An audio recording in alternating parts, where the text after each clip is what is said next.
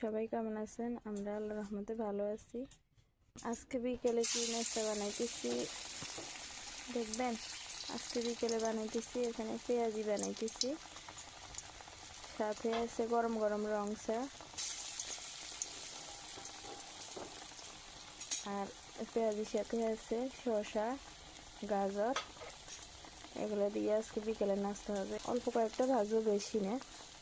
বিকেলে হালকা একটু নাস্তা হইলে হয়, এই জন্য অল্প করে নিতেছি। চুলের জালটা একদম মিডিয়ামে দিয়ে পেঁয়াজি ভাজতে হবে, তাহলে পেঁয়াজির ভিতরে কাঁচা থাকে না। আর চুলের জাল বেশি জোরে দিলে তাহলে ওই পেঁয়াজির ভিতরে কাঁচা থাকি যায়, খাইতে আর বেশি ভালো লাগে না।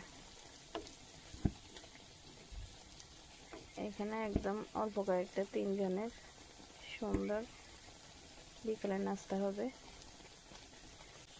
বাসায় পেঁয়াজি বানাইলে বাজারের থেকেও ভালো হয়। যদি বুটের ডাল দিয়ে পেঁয়াজি বানায় তাহলে বাজারের থেকেও বাসায় অনেক মজা হয়।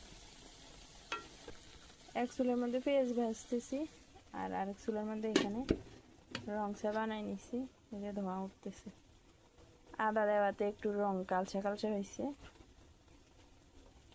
এটা হচ্ছে আদা, লং, এলাচি, দারচিনি, তেজপাতা সব কিছু দিয়েছে। আর আদা দিলে চার রং একটু কালচা হয়, কিন্তু এটা উপকার। এই যে এখানে বানানো শেষ। আর এই যে শসা, গাজর কেটে নিছে, সাথে শুকনা মুড়ি নিচ্ছে। মুড়ি দিয়ে খাইতে অনেক ভালো লাগবে।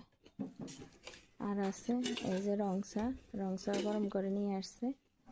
আল্লাহ হাফেজ, আসসালামু আলাইকুম।